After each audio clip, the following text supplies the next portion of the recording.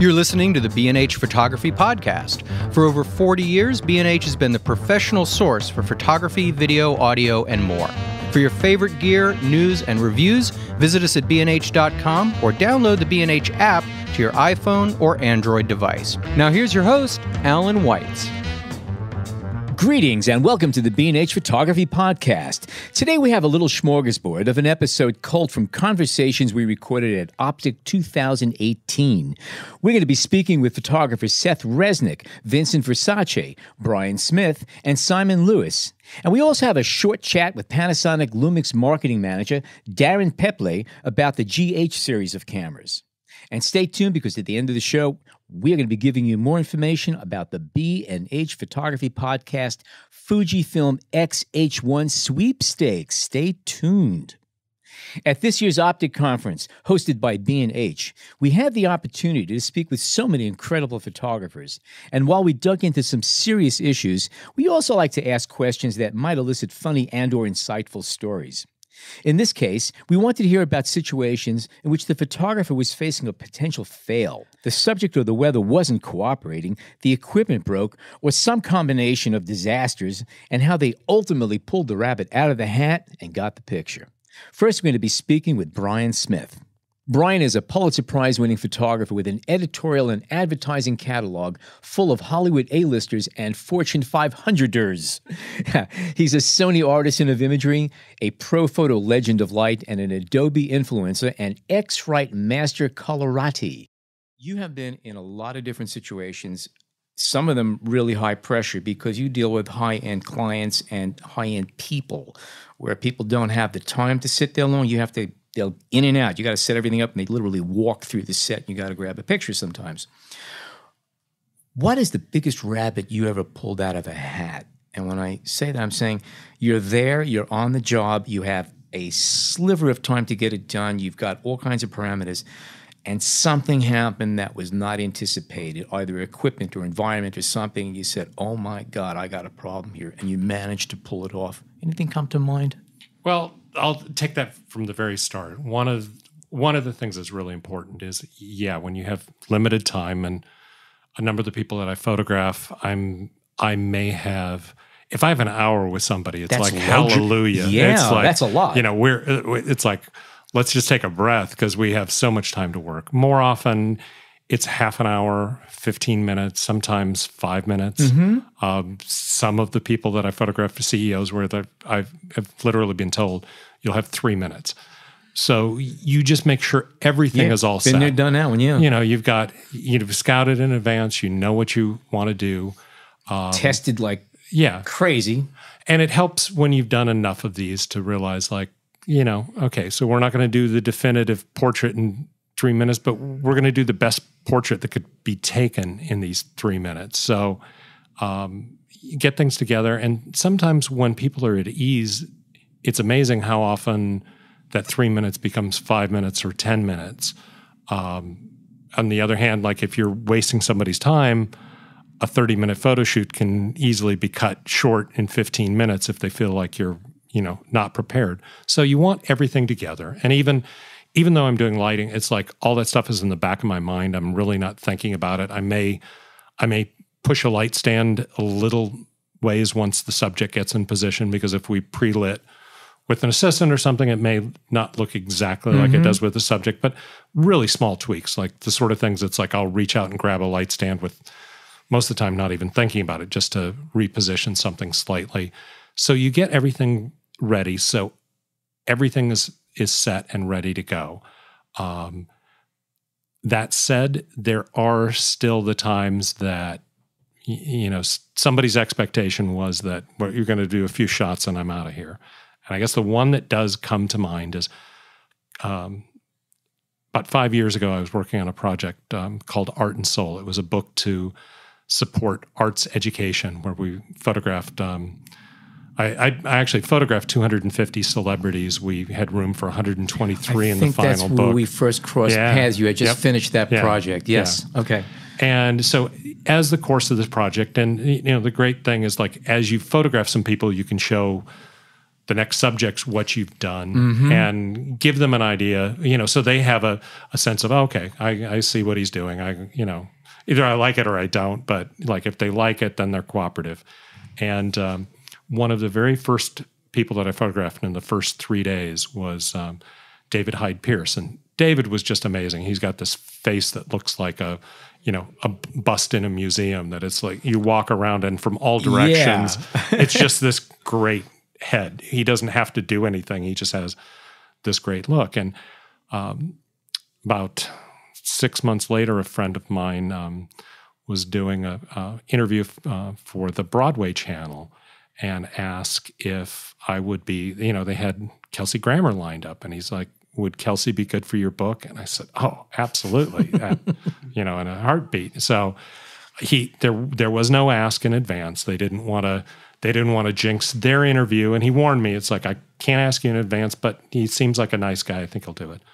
So I had my wife with me. She was doing the grooming for the project. So she got Kelsey ready. He did his Broadway channel interview. And then when he was done, my buddy Matt said, I want you to meet a friend of mine. He's working on a project that you'll be interested in. At this point, I could show him on my iPad. I'm flipping through some of the images. And of course, you stack the deck. So the third celebrity comes to is David Hyde Pierce. And he's, oh, David, yeah, okay, all right, I'll do your thing. And he was super cooperative, very happy to do it, stood in there, shot 9 pictures, and he goes, well, I think you've got it, and started to walk away. And, I really didn't. I had 9 pictures that kind of looked like Kelsey Grammer maybe on a red carpet, but I didn't have a photograph. Gotcha. So now I can be nice and go, well, thank you very much for your time. But I can be the nice guy who doesn't get the picture, or I can become the jerk photographer who finds a way to make it happen. And in this instance, I just could not. I couldn't have Kelsey Grammer in place and not come away with a decent photograph. So I don't know where this came from, but before he could take a step, I said, yes, I suppose we do have an image, but to be honest, David Hyde Pierce was much better. And right at that moment, he sort of sheepishly stepped back into place, dropped his shoulders, and looked like he's just been shamed into submission. And it was by far like one of my favorite pictures from the whole project of just using peer pressure as a weapon for good, because it was like that may not have been the right thing to take that approach with anyone else on this planet, but I just had a sense with Kelsey that was the way to go, and sure enough, it was. So part of what you learn when you're going out and photographing people on the street is just learning to read people really quickly. Now with Kelsey, we got a body of work. We know something about him. We know, because of who he is. Kind of know you can take the kid gloves off and have some fun with him. Yeah, he's been knocked down before. Yeah. So I had a sense of that, but it's sort of that reading, what is the right way to do it? And it certainly wasn't, oh, please, Mr. Grammer, if you could do a few more pictures, I like that. It's like you kind of had to take the radical approach, and it worked. And you took control, because if you did come up, then could we try to do a little more? He's still running the show, and the attitude could show. But in the meantime, you reversed it. You flipped it. Brian, if people want to catch up on what your work and see what you've been doing, where should they go to look at your photographs? My website's briansmith.com. I post most of the latest news on my blog on the website, and then on social media, Brian Smith Pictures on Facebook and Brian Smith Photo on Twitter and Instagram. It's great stuff to look at. Okay, Simon Lewis is an Australian-born lifestyle destination food and interior photographer based in Brooklyn, New York. A graduate of the School of Visual Arts here in New York City, his clients include the Amman Resorts, Amazon, JetBlue, Ralph Lauren, Bon Appetit, Prada, and John Varvatos. Here's Simon. You travel around a lot, you get some pretty big assignments, and you have some pretty big responsibilities. And I've been asking this to a few photographers, what would be the biggest rabbit you've pulled out of a hat? In other words, you got everything is set and planned, everything else, and then something happens, you go, uh-oh, gear, environment, subject, something, and I have to come out of here with a good photograph. It happens all the time. Still happens. I mean, it happens all the time. The only reason Maybe I should rephrase it. Does it ever not happen to you? No. No. The only reason I know anything is because of all those mistakes that I made along the way. Yep, okay. 100%. 100%. Because you do something wrong one time. And you learn from that, right? Or you're prepared. So in case anything like that happens again, you've got a backup.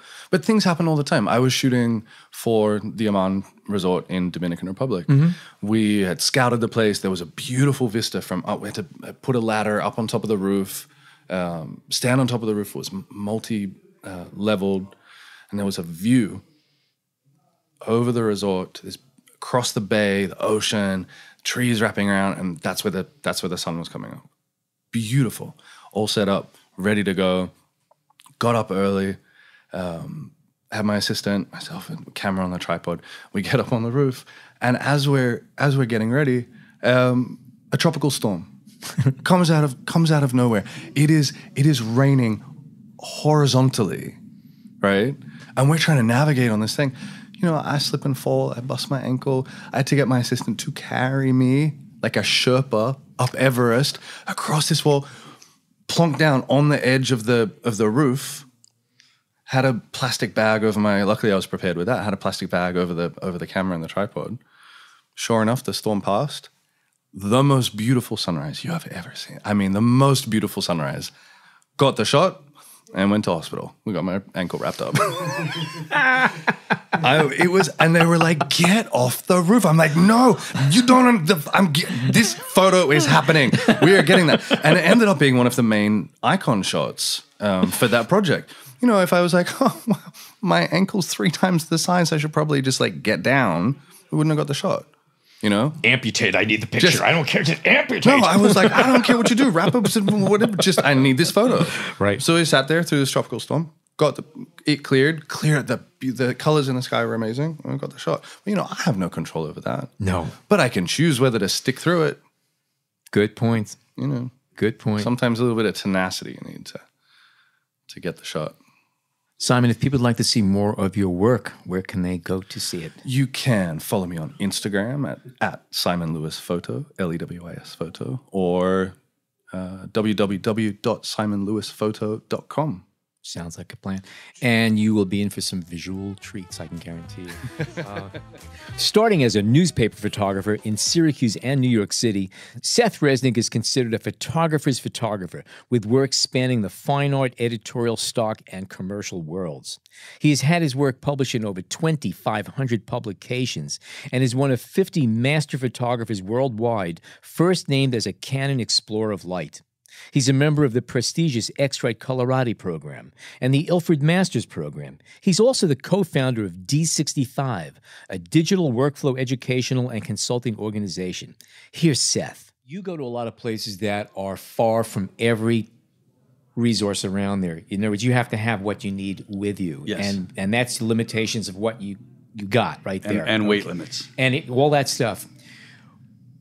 What was the biggest rabbit you ever pulled out of a hat where you got someplace and you say, this is impossible and I have to make this work? What would you say was the one, not that you took the greatest picture, but you said, I walked away and I pulled a shot out of this and this was impossible? One was a physical issue, and I was in Antarctica and I'm in a Zodiac and you have the cameras around your neck. And as I look down, I have my Nikon D5, I always forget the names because they all, D5, I think it's a D5. Yeah. And I look down, the camera's hanging around my neck, and where's the camera? Camera's in the water over the side of the boat. And it's like, there's no Nikon, no NPS down there. So I looked at it, and it's like, big challenge. So I went back to the room, figured saltwater's death, but like, the first thing you do is stick it in wash fresh it up. water. Yeah. I put it water. right in the sink. Mm-hmm. Went to their kitchen and got some rice, put it in a bag, kept my fingers crossed, and that afternoon the camera came back and was working. And yeah, so you talk. I mean, because you look at you can't believe how stupid you are. That there I am. It's like, oh wow, and that's your camera. I mean. You just made a lot of photographers out there feel good about Now, themselves. I would not recommend taking Nikons or Canons or anything and putting them in the water.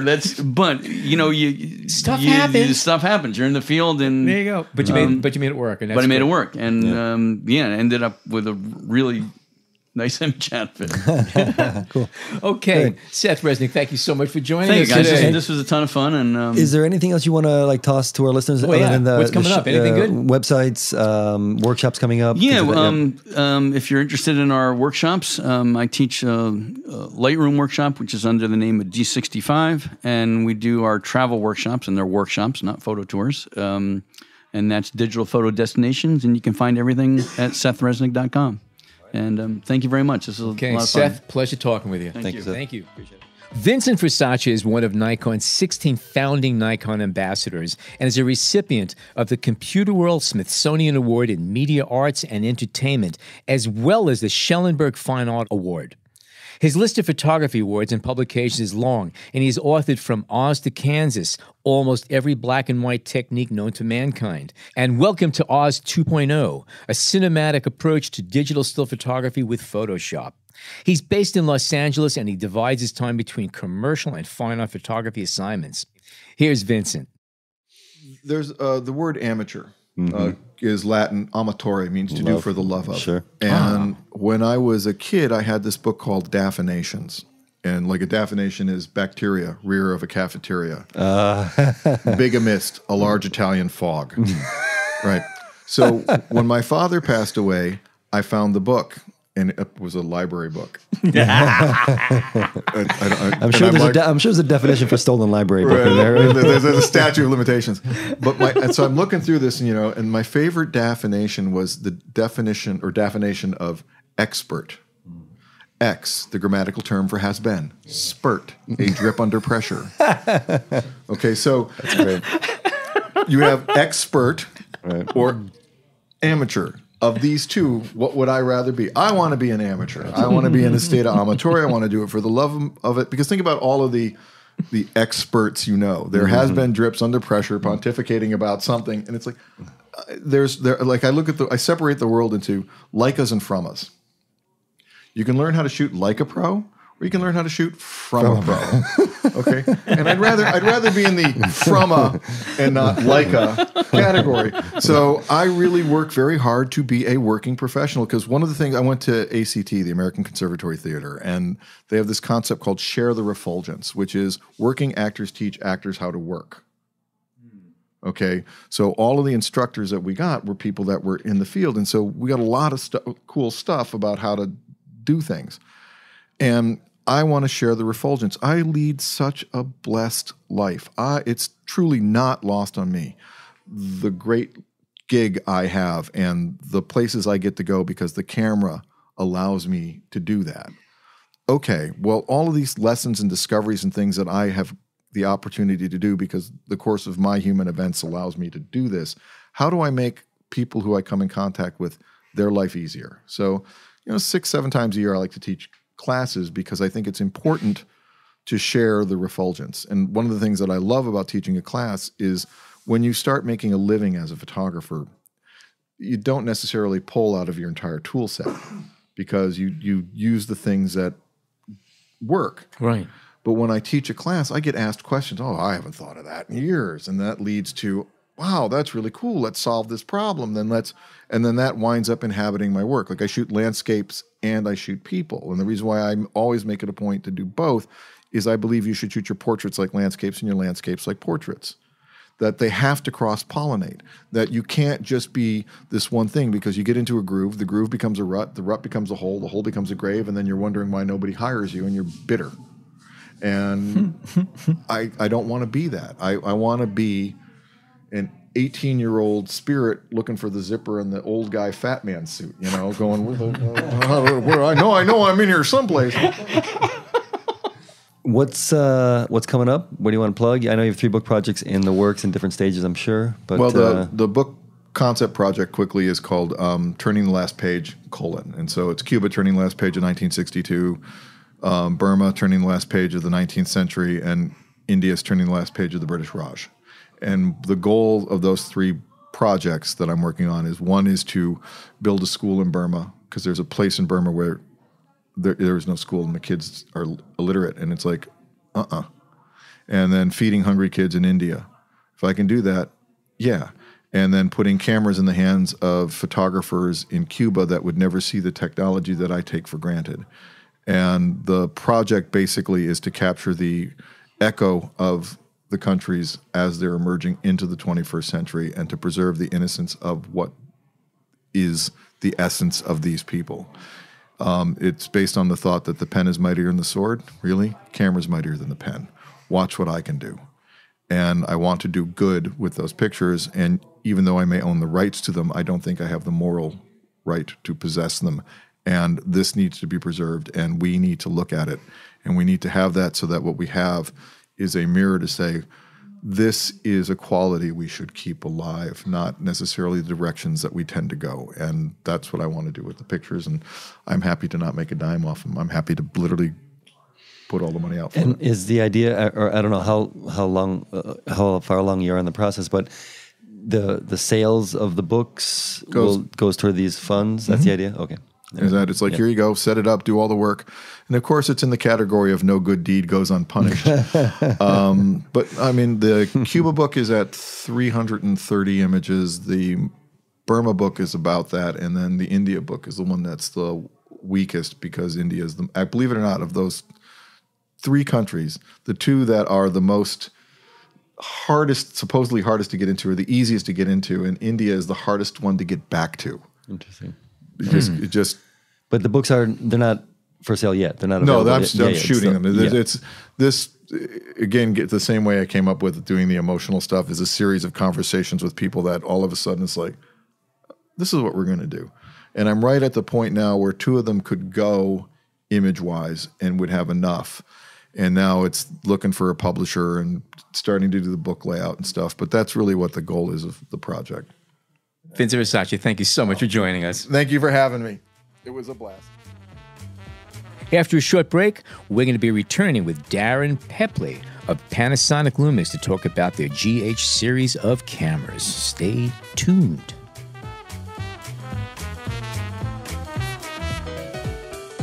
We hope you're enjoying this edition of the B&H Photography Podcast. Send us a tweet at BH Photo Video, hashtag BH Photo Podcast. We are being joined by Darin Pepple of Panasonic, and we're going to be talking a little bit about the Lumix technologies. Now, you guys recently had some software or firmware updates for your cameras. Give us a little bit of background on that. Like, you obviously come up with a camera system and you put everything you have into it, and then ultimately upgrades have to happen and updates and things of that sort. How do you find out about it? Or do you canvas your users? Is this feedback you're getting without even asking for it? And how do you go about processing all this? It's a pretty interesting process, actually. We do a lot of listening, social listening especially. Okay. Whenever we make a post, I'll be honest with you, the first couple responses to any of our social posts are, when is this coming out? When can you make this change? This is a whole list from the fans. And we listen to our service department calls. We get a lot of people calling in for either repair-related items or functionality usage. And then we also spend a lot of time at events like this, where we're listening to professional photographers, enthusiasts. We're really interested in what the pros want. That has been, well, since the days of the GH3. We really developed the GH3 after we found that a lot of people were hacking the GH2. And we did it, believe it or not, engineers did everything they could to stop that. And when we found out that the sales would just die every time we would update the firmware in the factory, so the new camera would ship out to prevent hacking, sales would drop. So we looked very closely at this and said, well, there's something here we don't understand, or the market's telling us something. What is it? And what we found out was the market wanted to be constantly in change and updating and changing, and kind of wanted to basically use our hardware, which was at the time different because of the mirrorless technology that we designed. And we just said, okay, let's canvas the country for a little while. We invited cinematographers and photographers into the same room. You can imagine the conversation that ensued, right? And they were basically at opposite ends of the table, sort of arguing over features, speaking a different language each, but saying the same thing. And so we very quickly learned that we could build something that they wanted to please both sides of the table. And it was out of that kind of initial development of the GH3 where we've kind of come of age as a brand.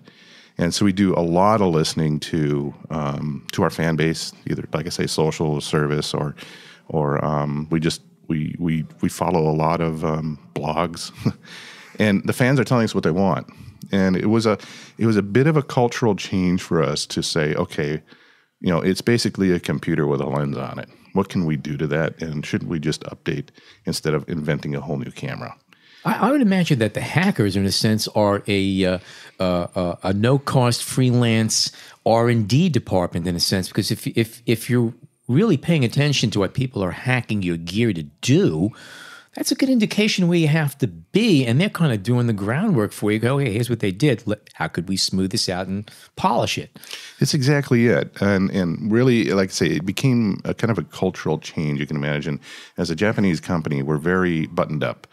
We have a very definite direction we want to move. And so to open up R&D to the fans was not an easy task internally. I'll tell you, I was on the end of that, selling that in the early days, and it was not easy. And now it's kind of taken for granted everybody does it, right? So I think we were blazing a new trail at the time. We didn't really realize it at the time, but we were starting to kind of tap into something unique and special. And so ever since then, we have kind of evolved as a brand that really listens. We try to be as responsive as we possibly can.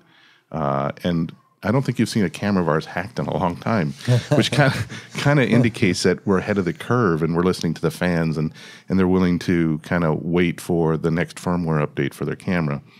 Now, we don't go probably more than 3 firmware updates per model, because by that time we start hitting the wall of what the technology was designed to, and we add a little bit of our own flavor. We got something up our sleeve, and that's when the new camera will come out, and then we'll stop usually firmware updating cameras at that point, unless it's a bug fix.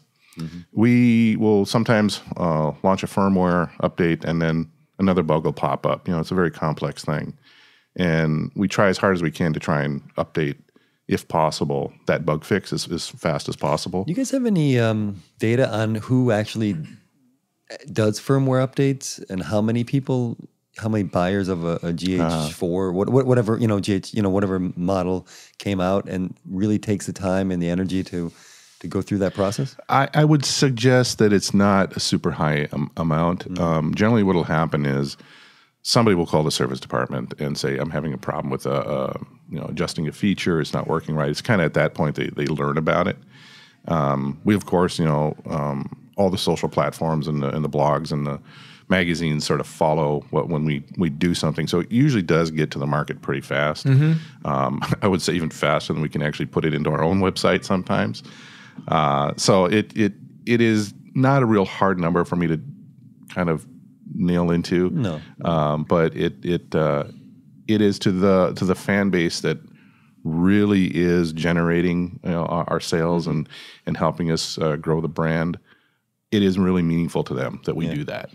And it's funny because, and this gets back to what we were talking about a little bit earlier. It seems like, especially with the mirrorless cameras, the different brands have taken on different personalities, or at least the users. And I associate the Panasonics, with the hacking doesn't surprise me at all, because you came up, there's a lot of the skateboarders, and the surfers and some of the X-type people. Is that something you were forced to embrace, or you were happy to embrace because it made the mark for that camera? Yeah, no? If you look at the industry, you have the traditional DSLR brands, and even to some extent Fujifilm for that matter, or Olympus, and they have a following for many, many, many years. You look at Lumix, and we've been around for 15 years now, right? But only 10 years of that has been with the mirrorless technology. So we helped create that consortium with Olympus, and we launched it, and we created a whole new type of camera. because we just basically went to our roots. And our roots was not a camera company. Our roots is a technology company. And so when we built the first Lumix mirrorless cameras, it was really, we were quite proud of it. I mean, it didn't have a mirror box. It had a lens. Because of the mirror box, you could shorten the distance between the everything comes down in size right? and weight. Yeah, it just shrinks. And you could do video without a mirror lockup. And you could do all these interesting things. You could run what you see is what you get right to the viewfinder. So no optical viewfinder. So for the traditionalists in the room, this was like heresy. It was like, why did you remove the optical viewfinder? Mm-hmm. Who wants to shoot video anyway? All these things were kind of like struck us as a bit odd, really, because we were looking and going, well, isn't this cool? This is great, right? And the market wasn't ready for it, frankly. So it took us a while to find our feet. And like I say, once we stumbled upon the ability to just, I guess, accept who we are as a company. We tried so hard to be a camera company, right? Sometimes you have to just let go and relax. Yeah, exactly. That was it. That really was it. Yeah, just let go. Hey, we are really good at video. Why don't we create a camera that's just the best damn camera, that interchangeable lens camera that can shoot video on the planet? So that was gonna be my next question, because essentially you came out, your goal was to come out with a good still camera that shot video, but if anything, your reputation is among video shooters predominantly. Yes. Is headquarters having trouble wrapping their head around what they are as opposed to what they think they are or want to be? Yeah, I think sometimes. Europe is more. When I speak to my European counterparts, they're so much more into the photo side of it. The United States was the one that really kind of accepted the what we thought we were and pushed for it. We actually, a friend of mine, Tom Curley, he works at a company now at the time, and I said, hey, we have to invent a new market. We have to invent products that you can do with these cameras, or the market won't understand why it exists, right? So we worked with a lot of photo consortiums, and we created this concept of hybrid photography. And we worked with a lot of people. And the reason we chose hybrid was because it was a blend of video and still. And we thought, well, if the market could accept this idea of hybrid photography, and there are much brighter brains out there that can come up with what products go with that, such as moving pictures for your cell phone, better video that you can sell to, like in a studio environment while you've got the client there, family photos going on. Why don't you take a little bit of video of what happened in their life that week or that year, who died, who was born. And it was that moment that we felt we had something. And I walked into a trade show one day, like about 2 years later, actually, and I saw somebody on one of the major camera brands stand up on stage. I want to show you my hybrid photography portfolio. And I burst out laughing. I'm like, oh my God, we did it. And we did something. They don't even realize it. And so we just embraced this idea of a joint hybrid world. And the idea from the domain, from what we call headquarters, is that we are changing the culture of photography. A new culture is being born. And out of that, the Europeans came up with changing photography as a way of marketing the idea. In the United States, we adopted that, and this culture of change within photography, and a new culture, was really kind of where we landed off on. Mm-hmm. The downside of that is the traditionalists don't want to change photography. Mm. They don't. Mm-hmm. It wasn't change that they were interested in. It was a better camera, and so the traditionalists stuck with their traditional DSLRs. And I think what you said, like you said earlier, it was these younger, more, I don't know, new forward-thinking photographers, videographers, hybrid shooters, whatever they're going to be called now. That really just embraced our brand, and they held us to the fire when there was something wrong, and they told us what they wanted, and we thought, well, how are we going to meet this very the demands of this market? Mm-hmm. And we said, well, in engineering wise, we needed to really kind of pull in more and more horsepower from other parts of the company that weren't in the R&D department from Lumix at the time, and we did that, and they just went to town. Mm-hmm. They were when I spec'd threw in my specifications for GH4, and they came back with the prototype, I was absolutely floored.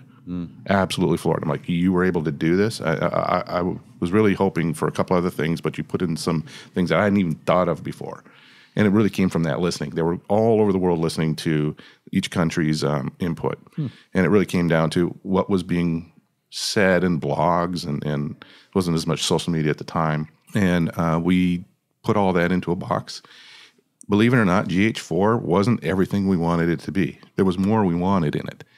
And that's where the 5 came out. And when the 5 came out, I think everybody just stepped back and said, wow, that's really cool. Never thought of that. 4K video in a camera. The idea that suddenly people in Hollywood were knocking on our door going, well, we really need a couple of these. Could you send them to test? Yeah. There was a friend of mine who was shooting for one of the big TV shows, and he was secretly shooting with it because it was doing better than his $50,000 cameras, and he was doing a lot of run and gun, and he was doing some hot box shooting in Miami, and the cameras were burning up waiting for them in the Miami heat, and our camera was designed to handle that kind of heat. It was designed to handle video heat, and so they survived longer, and it just all of a sudden these things start flooding in. And the photographers loved it because it was a lighter weight platform. They could do their hybrid work. The traditionalists, again, they were like, well, yeah, but it's got a micro four thirds sensor, and it's got to be full frame. And we're like, you miss the point of what it can do. A lighter lens system.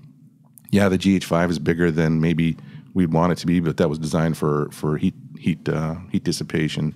But the lenses are still super, super small and super lightweight. And our Leica DG lenses are rock solid in terms of just sharpness. A lot of people get blown away. I want to jump. Well, we'll talk about the firmware updates that you have on hand now. But one thing I wanted to ask about was the point and shoot area, because obviously Lumix point and shoot cameras were kind of at the forefront of the real compact, high quality image point and shoot cameras. And now with that whole market dissolving to some degree, what did you guys decide to do, and how did you limit what you were going to put out and still make a profit off it? We did basically the same thing that most of the companies did, and we went upstream. Yeah. So we kind of backed out of the entry-level market. The LX line for us has always been sort of a cult classic. That's a lovely camera. Yeah. I've shot with several of them. It really is a beautiful little camera. It is. And that's another one. Whenever we made a change to the LX, again, they would hold our feet to the fire on it. Wanted a little more here, edge detail, all these kinds of things. Those aren't really, our point and shoots aren't really designed to do the big firmware updates that our G series cameras do. So for those cameras, we get a lot of fans and those cameras can last 2 years, sometimes even push 3. And so the fans are like, when you coming out with the next LX or ZS, and so it's a little more frustrating for those fans. But those cameras last. I have a friend who's still shooting one from way back when. Yeah. Anyway. I've seen some that they show up to shows and they bring their LX and they'll hand it over to me and show it to me and like, wow, what did you do to this thing? I said, I'm waiting for you to introduce a new one. I have a question about we're talking about the LX series. It's no big secret that Panasonic is partners with Leica for a lot of the point and shoots. If you buy a lot of the point and shoot cameras from Leica, it's a rebadged Panasonic with other changes. Okay, how much influence does Leica actually have? Aside from I know physically the shell is different; it's got a different outside the skin, but internally it's quite similar. How much influence do they have when you're coming up with the next camera and they're going to partner? Well, for us, our relationship with Leica is really an optical one. Okay. So when they build their cameras, now it's got their special sauce in it. But our cameras, for us, we have a factory in Yamagata, Japan. And a lot of people, I'll see it on social media all the time. Oh, it's just got their name on it. No, it's more. It is more than that. Yeah, it really is. I wish I could take everybody to that factory. It's an amazing factory. But the optics that are produced there are sort of watched over by the Leica organization. They come in and make sure all the hardware is calibrated correctly, that the production is being done correctly, and to be able to do that under their watchful eye. Takes a lot. And yes, they are made in Japan. Those lenses, I've seen them coming off the assembly line, and it's an amazing process. Well, keep in mind that a majority of Zeiss optics are made by Cosina. Yeah. And they are magnificent lenses. And everyone says, oh, it's not from Germany. It doesn't matter. Yeah. Okay, it really doesn't matter because it's being supervised. It's under a lot of, the stuff is good. There are things that we've requested, when we take a look at, the future lenses that we're building, and we'll say, we'd like to have a Leica lens that does X, Y, Z, right? And the factory will come back, okay, we'll look. And say, no, that one won't fly. There's certain things that Leica is willing to do to their glass, and this is not one of them. So when we produce a Leica lens, there's a lot of oversight that goes into that. Mm-hmm. Mm-hmm. Cool. So, updates, firmware, what's new? What do you want to tell us about? Well, I mean, you are the secret sauce. Well, no, but what? I mean, obviously, part of the reason that you're here is to tell us what's latest from you guys and what you want to push. One thing that I'd like to clear up for all the fans is that when we launched the 9, there was less video technology in the 9, and that was purposeful. Mm-hmm. And when we launched the 5S, there was a lot less photo technology in that one, and that was purposeful. What we are doing when we produced the GH5, we really kind of we topped out. I mean, that was one hell of a camera. And so the listening told us that the cinematographers are now sort of demanding very interesting features that would compromise the photo quality. And same thing on the photo side would compromise the video quality. So we built 5S and we built 9 for photographers and 5S for cinematographers, straight up. Now there are some low light photographers that and studio photographers that enjoy the 5S because it's just really good low light capability, really clean. Whereas it doesn't have IBIS, it doesn't have any in-body stabilization, and that's purposeful. Reduces the heat, and frankly, cinematographers don't use for the most part in-body camera stabilization. If they do, they drop down to the 5. Mm-hmm. And the photographers wanted better stabilization. They wanted more resolution.